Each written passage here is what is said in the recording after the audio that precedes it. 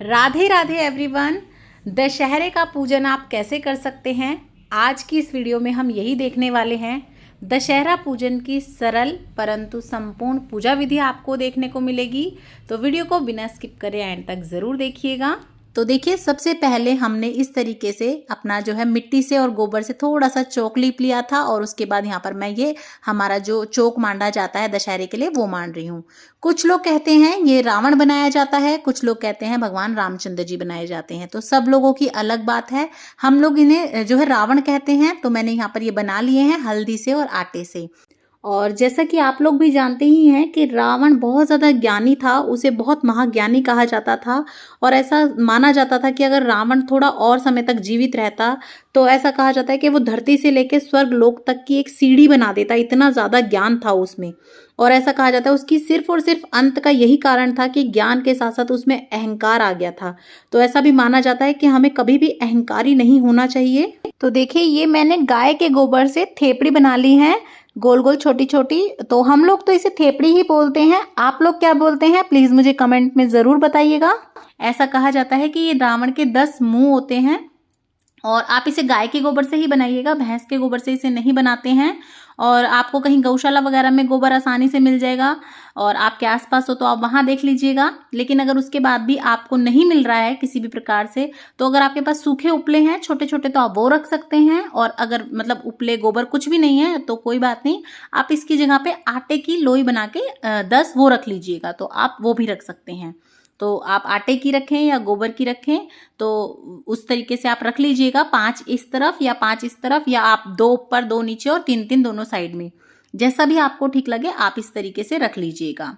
लेकिन ट्रेडिशनल तरीका इस तरीके से गोबर की थेपड़ी लगाने से ही होता है, और बाद में इन थेपड़ियों का क्या करेंगे वो भी मैं आपको आगे वीडियो में बताऊंगी।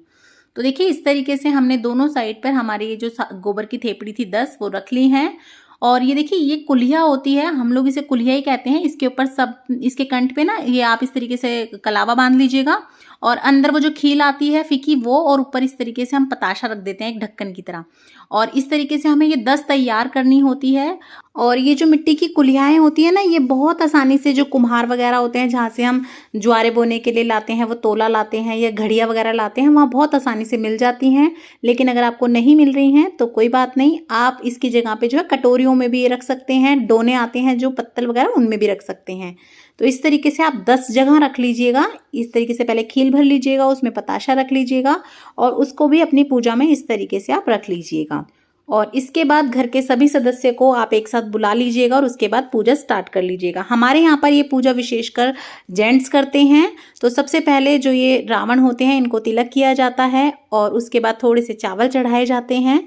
इस तरीके से घर के सभी सदस्य एक एक करके ऐसा कर सकते हैं, कोई एक बड़ा इंसान भी पूज सकता है पहले, और उसके बाद हम यहाँ पे ये दिया लगा देंगे, और फिर हम अपना दिया प्रज्वलित कर लेंगे। उसके बाद हम जो ये हमने भगवान बनाए हैं उनको वस्त्र रूपी कलावा अर्पण कर देंगे। इस तरीके से थोड़े से फूल चढ़ा दीजिएगा आप, फूल ऑप्शनल है, अगर हो तो आप चढ़ा दीजिए, नहीं फूल नहीं है तो कोई बात नहीं। और अब ये जो हमने स्वास्तिक बनाए थे उनके ऊपर भी इस तरीके से हम थोड़ी सी रोली चढ़ा देंगे, थोड़े से चावल चढ़ा देंगे, और वस्त्र रूपी कलावा चढ़ा देंगे।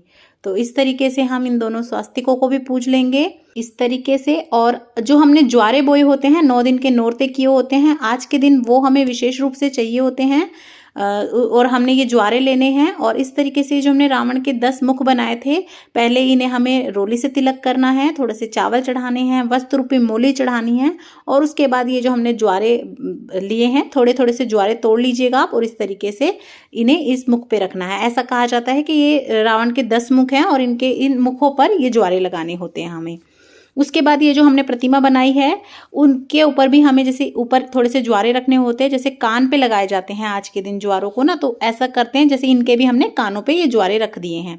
तो इस तरीके से आपने ये ज्वारे चढ़ा देने हैं। और ये ज्वारे जो है आप संभाल के भी रख सकते हैं, अपने जहाँ भी आप अपने तिजोरी वगैरह पैसे वगैरह रखते हैं वहाँ इन ज्वारों को रख लीजिएगा। बच्चे अपनी किताब वगैरह में भी इन ज्वारों को रख सकते हैं, बहुत अच्छे रहते हैं। उसके बाद यहाँ पर मैंने पताशे से भोग लगा दिया है। कई लोग आज के दिन औजारों की भी पूजा करते हैं, शस्त्रों की, तो आप चाहें तो अपने ये जो आपने रावण बनाए हैं उनके बीच में भी आप अपनी बुक्स या ये औजार वगैरह रख सकते हैं, चाबियां वगैरह रख सकते हैं।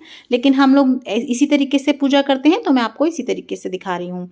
उसके बाद ये मैंने थोड़ी सी खीर चढ़ा दी है और जो भी आपने भोग में बनाया हो, खीर, पूरी, हलवा, आप उसका भोग लगा दीजिए। कई लोगों के यहाँ पे कच्ची रसोई बनती है, कई लोगों के यहाँ पे पक्की रसोई बनती है, तो जैसा आपने बनाया हो उसका भोग लगा दें। उसके बाद सभी लड़कियां जो हैं घर के सभी जेंट्सों को इस तरीके से तिलक कर देती हैं और कान पे ना ये ज्वारे जो हमने उगाए हैं, थोड़े थोड़े ज्वारे दोनों कानों पे टांग दिए जाते हैं और बदले में सभी लोग जो लड़कियां होती हैं उन्हें गिफ्ट और इस तरीके से ये कुछ रुपए उपहार में देते हैं। और पूजा हो जाने के बाद ये जो हमने 10 कुल्हाएं भर के रखी थी, ये आसपास अड़ोस पड़ोस में बांट दी जाती हैं या फिर आप बच्चों को बांट दीजिएगा, तो बहुत खुश भी होते हैं बच्चे। इस तरीके से ये खिलौने से में निकलती हैं छोटी छोटी कुल्हाओं में से चीज और खाते हैं, तो ये बांट दी जाती है। फिर आसपास में जो भी बच्चे हों या हमारे यहाँ पे तो ना अदर मतलब जैसे अड़ोसी पड़ोसियों में सबके घर पर 2-2 कुल्हाएं बांट के आते हैं और ऐसे ही वो लोग हमारे घर पे दे के जाते हैं। तो इस तरीके से आप ये कुल्हाएं बांट सकते हैं। और हमने सुबह रावण पूजना होता है और शाम को जब रावण दहन का टाइम होता है उस टाइम पे आप इसे जो है हटा सकते हैं या फिर आप नेक्स्ट डे पर भी हटा सकते हैं। तो ये जो हमने थेपड़ियां बनाई थी इन्हें आप उठा के कहीं ऐसी जगह रख दीजिए जहाँ पे ये अच्छे से आराम से अपने आप सूख जाएं। और उसके बाद जो है जिस दिन देवउठनी 11 आती है, जिस दिन देव उठाए जाते हैं, हमारे घर पे ऐसा रिवाज है कि उस दिन रात को ये थेपड़ियां जलाई जाती हैं और वहीं पर बैठकर जो है गीत गाए जाते हैं, भजन वगैरह गाए जाते हैं। और उसमें ना अपना जब ये थेपड़ी जलाते हैं उसमें सब लेडीज मिलकर ऐसा करते थे कि ना नाड़ा जलाते हैं थोड़ा सा अपना, तो हमारे यहाँ तो यही किया जाता है। आप बताइएगा कि आपके यहाँ भी ऐसे किया जाता है या नहीं, या फिर कुछ लोग ऐसा भी करते हैं कि इन थेपड़ियों को फिर बाद में यूज कर लेते हैं भोग वगैरह लगाने के लिए, अंगारी करने के लिए, तो आप उस तरीके से भी कर सकते हैं। और जैसा हमारे यहाँ होता है नाड़ा वगैरह जलाने का, आपके यहाँ भी होता है तो प्लीज मुझे कमेंट करके जरूर बताइएगा। तो इस तरह से हम बहुत ही सरल तरीके से दशहरा की पूजा करते हैं। तो आपको वीडियो कैसी लगी, आपको हमारा दशहरा पूजन कैसा लगा, प्लीज मुझे कमेंट करके जरूर बताइएगा। और इसी तरह के हिंदू धर्म से रिलेटेड सभी पाठ पूजा कथाओं के वीडियो देखने के लिए हमारे चैनल को सब्सक्राइब करना बिल्कुल भी मत भूलिएगा। ज़्यादा से ज़्यादा शेयर कीजिएगा ताकि सभी तक ये पहुंच सके, और अच्छी लगे तो लाइक ज़रूर कर दीजिएगा। देखने के लिए बहुत बहुत धन्यवाद।